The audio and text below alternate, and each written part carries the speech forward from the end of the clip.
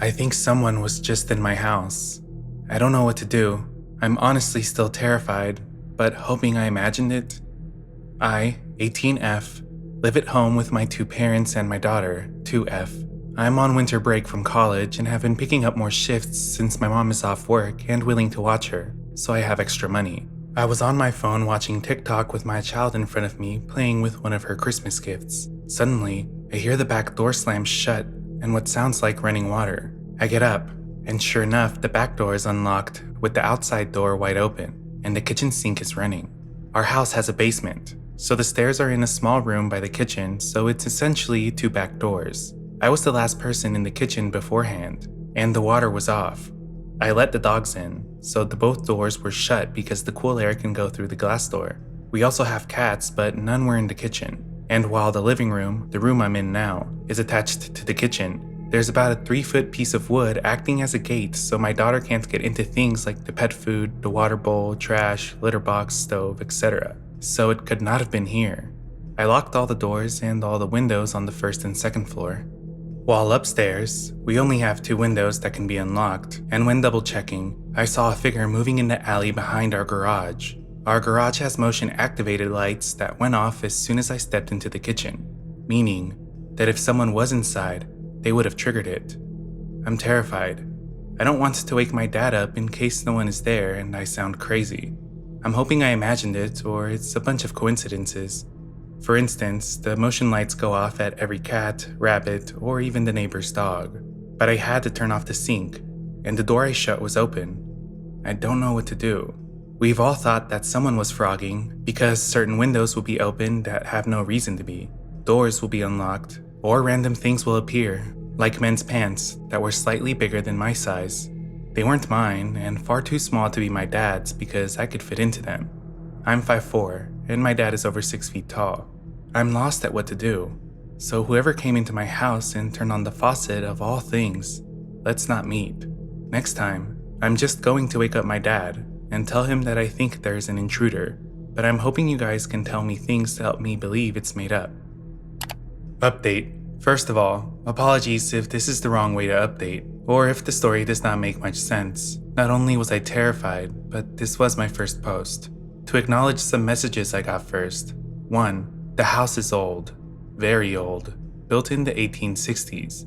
So groans are common, but this was not a groan. 2. The door that slammed was a hard metal door, so there was a noticeable difference between this door and any other door in our house as they are all wooden. 3. Yes, the TV was on, but similar to the last point, it's a distinctive noise. We were also watching Encanto, and the point it was on was Maribel's first song. My parents' room is relatively close to where I was, but their TV was off. Now to address the comments.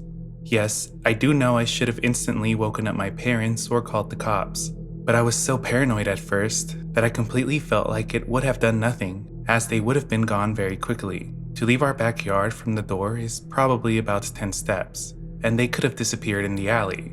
Foot traffic is common as I live in a small town with a decently high drug presence, so people will walk through the alleys to avoid cops since they rarely drive down them. One person asked about the frogging, so I figured I could go further into detail. We constantly hear what sounds like footsteps when home alone, and even though we have 2 cats and 3 dogs, they cannot go upstairs because of the baby gate that is set up. During the summer, someone also kept messing with the basement door and opening it.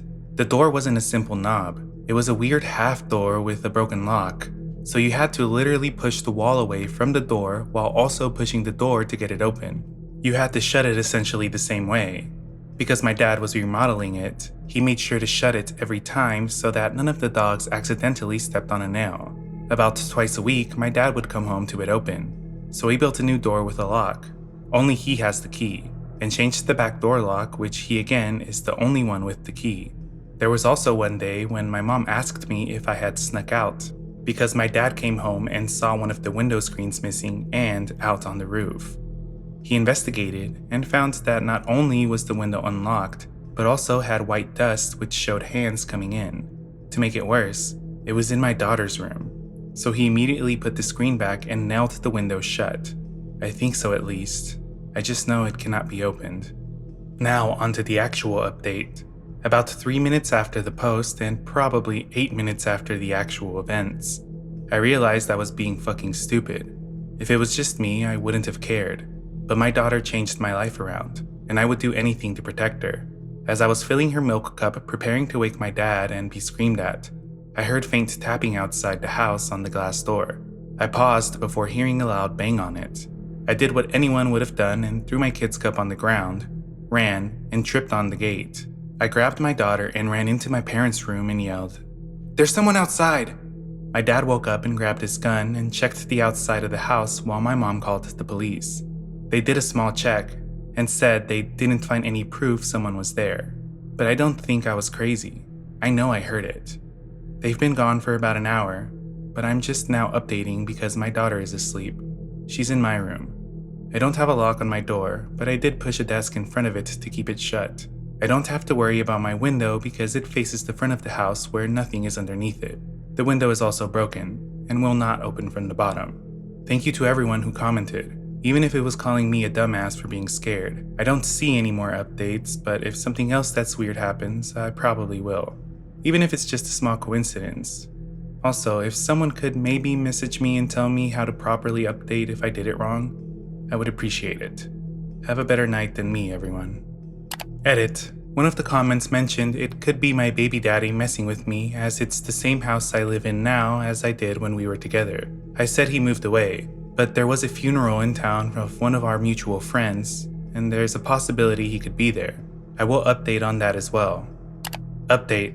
Hello everyone. Today was the day of the funeral, and because of the instance of how the person died, the family was still unable to get the body as it's in a murder trial. Because of this, we paid our respects to his parents and left.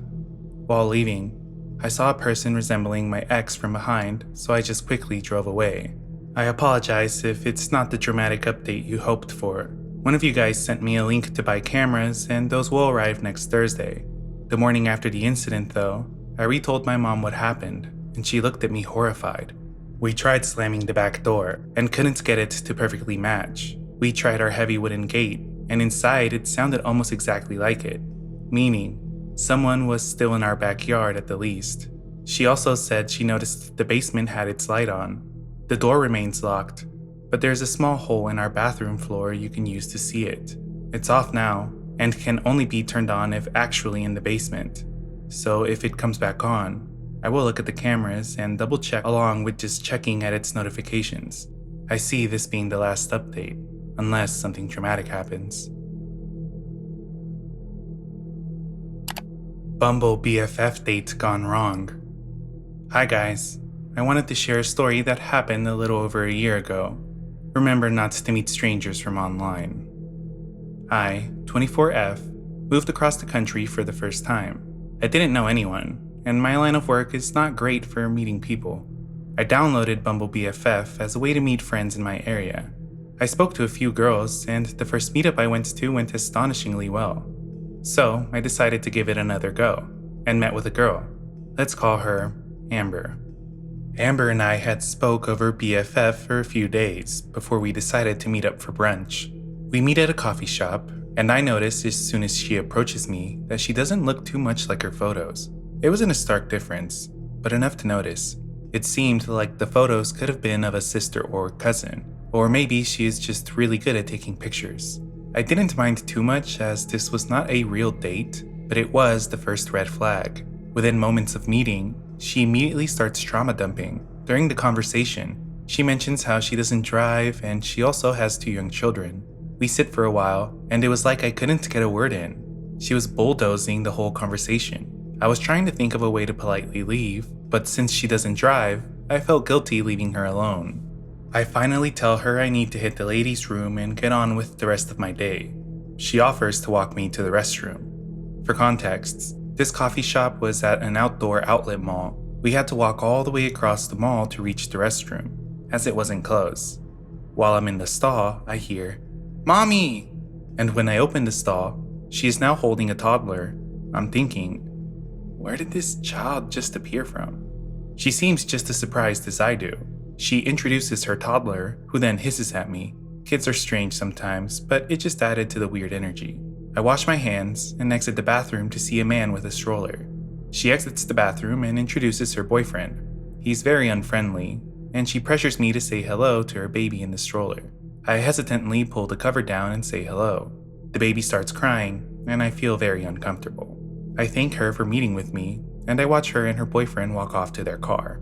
I know she did not drive, so I suspected her partner drove her, but she never mentioned they were also at the mall waiting for us to finish, as it had been hours, or how they ended up in the same ladies' room. I figured maybe he had her location on her phone, or how she must have texted him that brunch was ending, although I never saw her on her phone. After I watched them get into the car, I start to trek back to the other end of the mall when I stop to grab an Auntie Anne's pretzel. I'm waiting in line and get a call from a close friend. I tell her about the strange experience and how her boyfriend appeared out of nowhere, thinking that was the end of it. The man working tells me it will be a few minutes, so I sit down. As I sit down, I see her boyfriend standing in line behind me. I'm horribly embarrassed because although I did not plan on seeing Amber again, it is never my goal to be nasty or hurt anyone's feelings. I make eye contact with him, and between being confused and embarrassed, I decide to leave without getting my pretzel and start heading back towards my car. As I'm walking back towards my car, I look behind me, and her partner is now deliberately following me. Thoughts are racing through my head. If he had been waiting the whole time, why hadn't he gotten something to eat before? How did he know which area of the mall we were in? Why was he following me? Was he going to confront me if he heard my conversation on the phone? Every time I looked over my shoulder, he was still there. I'm now running through the rest of the mall. I tell my friend on the phone if I don't call her back in 5 minutes, to call my spouse and the police. I finally get to my car, and I can see him storming through the parking lot after me. I get out of there as quickly as I can. My heart is pounding in my ears, and once I'm about halfway home, I call my friend and let her know that I'm okay. I get home, tell my spouse about it, and I decided to delete my Bumble BFF account, as well as block her on Snapchat, which was the only other social media account I had friended her on. A day later, she finds me on Instagram, which I had not given to her. She sends me a message that says, "Hey girlie, I had a great time at brunch. We should all hang out again soon." I blocked her on Instagram as well, and thank God I have not heard from her since. I'm not sure what their intentions were, and truly, I don't want to find out. I walked into a cult, or a mafia meeting, or a drug ring. I can't figure out which. I'm a Chicago Cubs fan, but have lived in the Pittsburgh, Pennsylvania area all my life. Earlier this season, when the Pirates were in Chicago, I decided to go to a sports bar to watch the game. Specifically one I've driven past a bunch of times but never given a try. Pittsburgh Sports Bar in Castle Shannon. I went in there about 5 to 10 minutes before the first pitch in my Cubs gear, and there was one woman tending the bar with an old couple sitting at the end of the bar. They both stared at me as I came in as if I was an alien. Figured it was because I was wearing opposing team's gear. No greeting or anything. I sat myself down and just waited for the game to start, but I realized that the old couple and bartender were deep in conversation, and they were fixated on each other. I walked up to the bar to try and order food. There were no menus, napkins, salt, pepper, or anything on the table, indicating there was food served there. As I started talking to the bartender, I noticed there was no bottles, taps, or any alcohol behind the bar at all. It was just a bunch of random Pittsburgh sports memorabilia. Very random things too. Nothing really followed a theme, as well as a bunch of signs saying things similar to, "If you're easily offended, get out," and the like. When I was talking to the bartender, the old couple was just staring at me blankly. She told me she'd be right back out with the menu, and she was in the back room for a good 10 minutes or so before bringing me a menu. It was really odd, but I ordered anyway. I ended up getting a pizza slice and a wing and fry basket combo. It was ridiculously cheap. I paid like $6 for all of it, and the pizza slice was massive. There were a dozen huge wings, and the basket of fries was giant. I felt like anywhere else, this would have cost well over $20. The food was done in just a few minutes, and it was brought out to me by the bartender. What's weird is, she went into the kitchen, or what I presume to be the kitchen, to seemingly cook it herself. I got a glimpse of the kitchen when she opened the door, and it was almost completely empty. There were no cooks, no sounds of ovens or fryers or anything. The wings were really, really good, and so were the fries. Easily the best wings and fries I've ever had. The pizza was immaculate as well. It was almost too good. and as soon as I got my food, more people started coming in. Some very strange individuals too. I was watching the game by this point, but would frequently side-eye and observe what was going on. I was at the table closest to the door and by the biggest TV, but everyone else that came in sat at the very end of the bar, as far away from me as possible. Them, the old couple, and the bartender just were non-stop talking, and talking very quietly. I could not make out what they were saying. They all looked like statues. They never changed facial expressions even when talking, just completely straight faces. None of them ever ordered anything at all. It was more like a social than anything. That's weird enough, but some of the other stranger actions I noticed are as follows. There was not a single person wearing any sort of Pittsburgh sports gear. All the most bland, boring outfits imaginable. It was a Saturday 2 p.m. game. There should have been plenty of Pirates fans watching the game and getting drunk with their buddies, but nope, not one. Whenever the Pirates scored or did anything good, there was not a reaction from anybody. No cheers, no groans. It's like the game wasn't even on, yet they were all glued to the screens watching it, while having these conversations with the bartender. The man from the old couple was the strangest. Every 5 minutes or so, he would walk over to the video slot machine right by my table and put in a $20 bill and bet it all at once, losing every single time. He did this for probably an hour and a half. Towards the end of the game, he proceeded to walk over to the Touch Tunes machine and put in a $20 bill and put on the strangest, most vintage-sounding dance music I've ever heard. Like, not any big names at all, just very random. Like, hole-in-the-wall ice cream social playlist of the most 1930s underground songs possible. For whatever reason, they had it so the Touch Tunes took over the TV audio so I could no longer hear the game. I guess it was a way to drive me out of there. Finally, after a good half hour or so, the game ended, and the Touch Tunes playlist was still going. It had been about 3 hours since I placed my order, and the bartender never came to check in on me, nor give me my check. I went up to ask for the check myself, and she looked a little confused. Before giving me my check, she went over to the group of 5 to 6 people sitting at the end of the bar, said something to them, and they all proceeded to get up and walk out the back door together. She went to the back of the kitchen, came out a few minutes later with my check, and I paid. I then left. I was already kind of uneasy and started to feel something was off, and when I left, one of the strange people at the end of the bar was outside the door and tried to strike up a conversation about Chicago or whatever, but I just mumbled a vague answer and got in my car and got out of there. Did I walk in on a cult, a genuine mafia area, or a drug ring? Stories from my wild past. I was younger and much more naive than I am currently, and a huge pot smoker. I had just moved to Raleigh, North Carolina from California, so my medical marijuana card didn't transfer across states. I was constantly looking for connects, often walking up to random strangers with a $20 bill in hand, wanting to buy a gram or so. The bus stop in downtown Raleigh had a tunnel that you walk through to get to it, and dealers often hung out by the entrance, so I'd walk up to them, $20 in hand, asking for a gram or so. Mind you, I was a 20-year-old scrawny dude who dressed pretty outrageously because this was my normal attire in California, and I stuck out like a sore thumb. This would turn a lot of dealers off, as they thought I was a narc and would often refuse. I knew an older man who I'd become acquainted with who always had good weed, so when he was there, he could vouch for me. One time I went to the tunnel and he wasn't there, so I asked the random if he knew where to get weed. He said, "Yes, do you have any money?" And I handed him the 20. He said something like, "Cool, I'll hop in your car and direct you." As I said, I was much more naive back then and agreed. He directed me to what I'd consider the hood in a pretty rough part of Raleigh, and told me to wait in front of a dilapidated house while he went in. So I waited. It was around 10 minutes that I was parked in front of this random house, just chilling in my car, and my heart rate was slowly going up. I had no clue what was happening inside of this house, or if he would come back out again, and just kept the money. Finally, he opened the door and motioned me to come in. I should mention that I was and still am 6 foot tall, but I've always been relatively scrawny. This man towered over me, probably somewhere around 6'5" and easily twice my weight.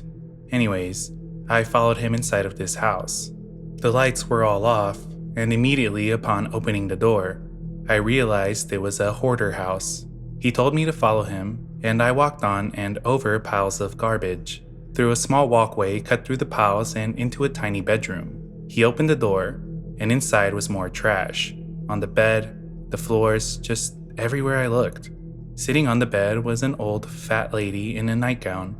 She was completely blind, and I'm not exaggerating, was staring at an old TV which was playing gray static on no particular channel, with white noise in the background. My heart rate spiked as I realized that the man behind me had shut the door. He sat down onto the bed and pulled out a crack pipe. He began to load it with what I assume was crack cocaine, a little white rock, and lit the pipe, inhaling it.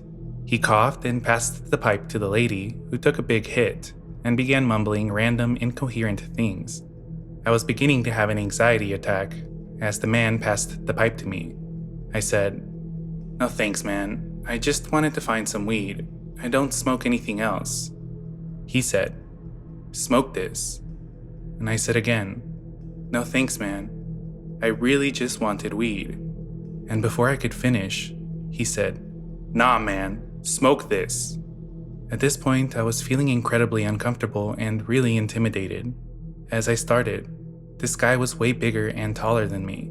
I had never smoked crack in my life and never wanted to either. Reluctantly, I took the pipe and brought it to my lips, taking the tiniest hit I possibly could, and tried not to inhale, blowing it out as soon as I had taken it in. I saw that as my opportunity to leave, as I knew he wouldn't have any weed by that point. I jumped off the bed and got out of there as fast as I could. I kept looking over my shoulder to see if anyone would come out of the house, but no one ever did. I got into my car feeling strange as my lips and mouth tingled with this disgusting metallic taste. Needless to say, I guess I did get pretty high and don't hardly remember my drive home. You'd think that situation would be enough to turn me off to meeting and giving random people rides. But alas, this was not the case. Either way, random giant man and blind blank TV staring lady. Let's not meet again. This leads me to story number 2. I don't remember how much longer after the first situation that this one happened, but it couldn't have been more than a few months. I had just gotten back into my car after a long workday, and after smoking some weed in one of my favorite parking structures in downtown Raleigh, I was about to head home, windows down, and about to play some good music, when a random lady yelled at me from about 100 feet away. I couldn't hear what she was saying, and was a little leery of strangers by this point, but still, naive as ever. I yelled out my window, "What?" And she began to walk closer to my car. She was emaciated and looked pretty terrible with gaunt facial features and a rail-thin body. I immediately could see that she was an addict of some sort. She was probably in her late 50s, but looked to be about 70, as happens when you've been addicted for God only knows how long. She got to my car and was relatively lucid, asking me if I could give her a ride down the street. I knew now that the lucidity was because she had been high when she talked to me, and this is relevant because her behavior completely changed only a few minutes after I'd agreed to let her into my car. She began giving me directions, telling me to turn left here, right here, etc. So after a few more turns, she began to get somewhat confused, losing her sense of direction. I said, "Look, I really want to be going home now. Is this place close?" To which she replied, a little manically, "It's just right down this way." So I turned where she directed me. Another few minutes came and went, and she was starting to become agitated because she couldn't remember where she wanted to go. At this point, I just wanted to go home, so I said, "I'm sorry, I'm gonna have to drop you off here. I need to get back home." When I said this, she immediately became hysteric and started crying and mumbling at me in the saddest sob I've ever heard. It was a mixture between a croak and a cry. "No, please.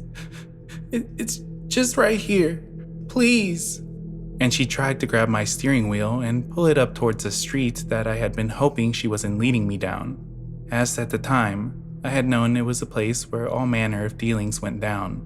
I was incredibly familiar with downtown Raleigh at that point, and Swain Street was not a place where anyone would want to be found, day or night, even with someone else in the car. So I told her, Don't touch my steering wheel.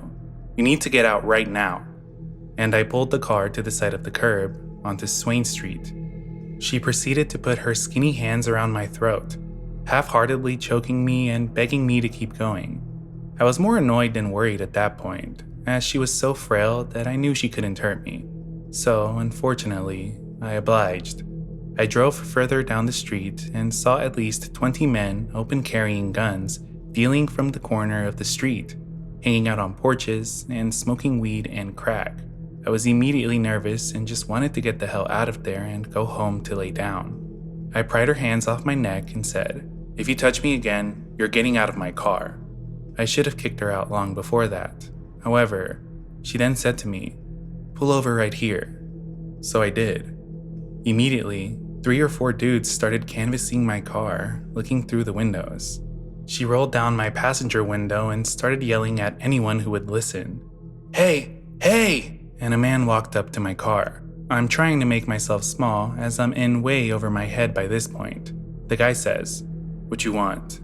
And I said, "Nothing, dude. I don't know this lady and I just want to go home." And he says, "So you don't want to buy?" And I said, "No, I don't know this woman and I never should have let her into my car."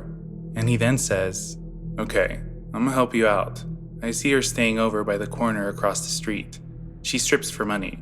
I'll show you where to drop her off." Then he proceeds to get into my car without even asking. Now him and the crackhead lady are arguing all the way while he's directing me where to drop her off. Eventually it gets so heated that he says to me, "Alright, stop here." I stop. He proceeds to the front seat, opens the door, and grabs her hair and yanks her out of the seat and onto the curb. He then gets into the front seat and shuts the door. All nonchalantly, he says, "Hey man, could you buy me a sandwich at this gas station and drop me off?" And I was just so tired at that point that I said, "Sure man, you helped me out, so I'll help you out." I dropped him off at the gas station and gave him $10 and got the fuck out of there.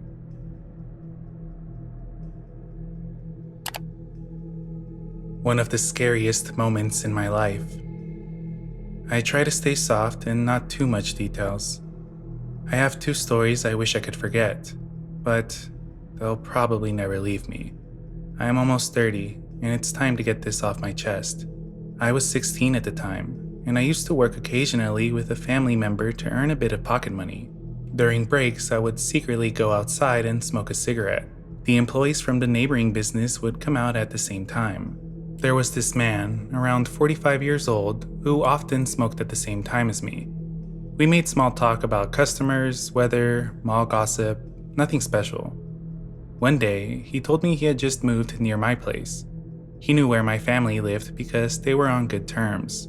He said he was throwing a housewarming party and had invited everyone from both workplaces, a big party, and told me to come.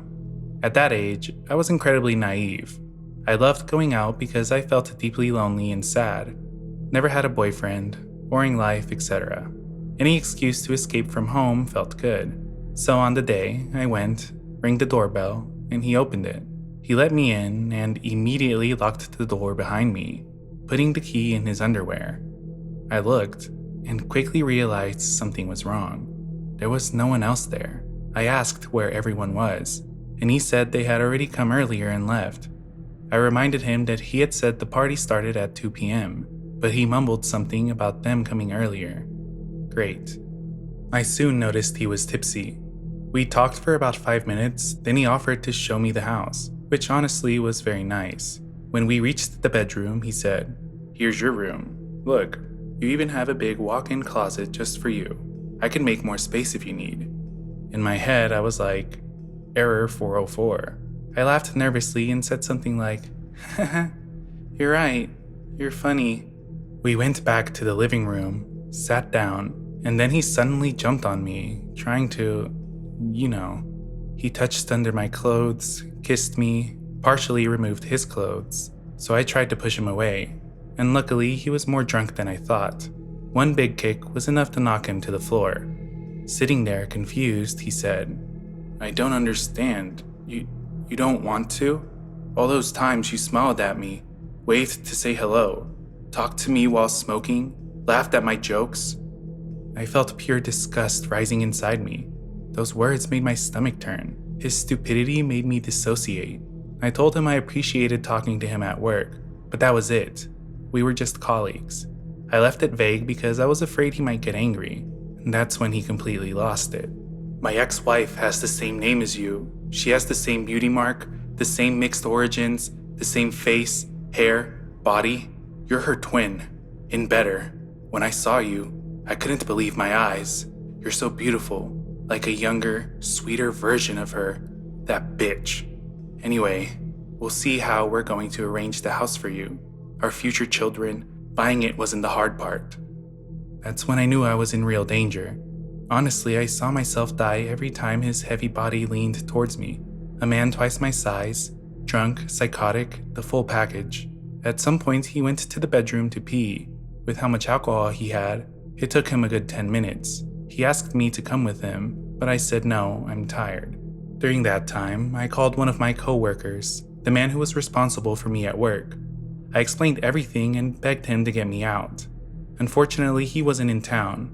He had trouble believing his friend could do something like this. Then he told me to try to leave by force, and if it didn't work, he would drive back from his weekend location to come get me. I told him to forget it. My brain was racing at 10,000 kilometers an hour.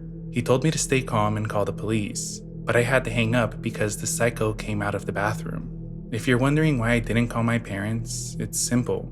They would have thought I was stupid for falling into that situation. My parents were the type to hit me for much less, and I wanted to avoid that. I tried again to say I needed to leave, and that's when he said the sentence that completely broke me. You're not going back. We're going to have so much fun. I was stunned, dissociated, frozen. No reaction at all. He tried several times to sleep with me. Each time, I managed to distract him, talk about a topic, anything. Pure survival mode.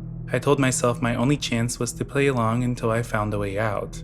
Late in the evening, I had been trapped there from 2 p.m. until 10 p.m. I pretended I needed clothes and medication, but that idiot had planned everything. Old clothes from his ex-wife, aka my twin apparently, and he was getting tired from the alcohol and weed, his eyes closing on the couch. I told him I needed a very specific medication, that I would go get it and come right back, a quick round trip. He made me promise, then kissed me for a long time, but I stayed in character, acting sweet, just for my life. He opened the door and told me that if I wasn't back by midnight sharp, he would call my mother's boss and get her fired and lie about the situation and then hurt my mom. He watched me until I turned to the corner of the street, another glass in hand. After crying all the tears in my body, in a completely broken state, I started walking towards my home. What was I going to tell my parents? My mother knew I was supposed to be at a housewarming. What if she got hurt because of me, or loses her job? What would I do? That's when, out of nowhere, my guardian angel appeared on a bike. Hey, got a cigarette for me? Me crying and shaking. Yeah, here. Whoa, why all the tears? What's wrong, kid? Tell me. I told the story, barely able to speak, hyperventilating, but I told him everything. If I don't go back, my mom's going to get in trouble. He stopped and asked me to show him the house.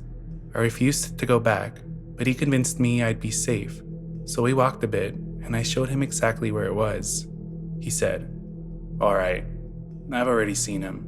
Listen, you go home, you sleep, and you forget this story, okay?" Me, "But if I don't go back to him..." "Don't even think about it. Forget it all. I'll text you tomorrow morning, okay?" "Okay." I went home. I was terrified, traumatized, but I eventually fell asleep shaking. The next morning, around 8 p.m., I received a message from the bike thug. "Everything's fine. I hope you slept well despite everything. Have a nice day." I just answered, "What happened? Thank you so much." And he just sent a winky face. The day passed and no news from the psycho. The day after that one, I ran into a coworker outside. He said, "Damn, did you hear what happened to him? He just moved in and already moved out in 2 days." I asked how that was possible, and he replied, "Some people broke into his place at night and destroyed everything. Absolutely everything, including his teeth. He doesn't have any front teeth left. He could barely talk when he came to pick up his stuff at work. That disgusting predator. I want to thank again my lucky star, the man I never saw again after that night. Real saviors exist. Real men exist. I will forever be grateful. X. Let's never meet again. And yes, later I filed a complaint about him, without any news though. Don't be kind to a social pariah. I met him in high school. At first, it was harmless. We talked for a couple of weeks, but I quickly realized something felt off. His face is also weird. It's disfigured like Freddy Krueger. I pulled back and tried to treat him like a friend instead, but he didn't accept that.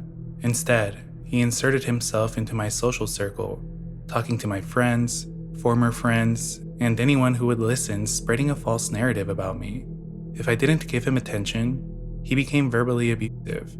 If I tried to set boundaries, he pushed me for it. We lived in the same neighborhood and went to the same school, so avoiding him was nearly impossible. Over time, his attachment grew more intense and more unstable. He followed me home once after being kicked out by his mother. I felt pressured into letting him stay nearby, even though I was deeply uncomfortable. One night, after my friend accidentally sent him a blunt message telling him to stop trauma dumping, he responded by sending images of fresh self-harm. I was disgusted by him, but I still tried to semi-comfort this adult man baby with the emotional regulation skills of a piece of bread. In response to me attempting and failing to cut him off, he lured a young girl off an app called Yubo, claiming he was 17 to her. He is in fact not remotely 17. He proceeded to give the girl chlamydia. When confronted, he tried to flip the script like people would really believe that a social pariah could be overpowered by an underweight 5'1" child. Then, things escalated. He began trying to isolate me, luring me to places where no one else was around. On more than one occasion, he behaved inappropriately and tried to coerce me into sexual situations. I repeatedly said no, clearly and explicitly, but it didn't matter. Eventually, we spent an entire day together running errands. Towards the end, he began acting entitled to my belongings, telling me I owed him for his time. When I tried to leave, he became agitated and accused me of seeing someone else. He grabbed at my clothing and tried to stop me from leaving. I locked myself in a public bathroom and stayed there for nearly an hour while he waited outside. I was terrified, so I texted my family, begging someone to come get me. My brother arrived first, and only then did he leave. After that, the harassment turned vindictive. He gave my personal information to unsafe people. I began receiving threatening messages, and when I confronted him, he accused me of being mentally unstable and tried to convince me that I was the abuser. Then the messages multiplied. He contacted me from dozens of numbers, sending disturbing images, threats, and cryptic messages. He showed up at a neighbor's house, believing I lived there, and waited on their porch for hours. He harassed all my neighbors since he wasn't sure where I lived, sending them odd choices of gifts such as cat food and water buckets. Then he involved my family. He spammed my mother with graphic images and non-stop calls until her phone became unusable. She had to change her number, wipe her device, and lost years of photos and data in the process. He somehow found my sister's number too. She had to change hers as well. We installed security cameras and spent hundreds of dollars trying to protect ourselves from someone who wouldn't let go. Eventually, I learned he had been hospitalized and diagnosed with severe mental health conditions. That didn't undo the damage, and it didn't make what he did okay. It didn't make me feel safer either. I was just trying to be kind to someone who seemed lonely. I learned the hard way that kindness without boundaries can be dangerous. So, to the guy who turned my life and my family's lives upside down, let's not meet. Ever.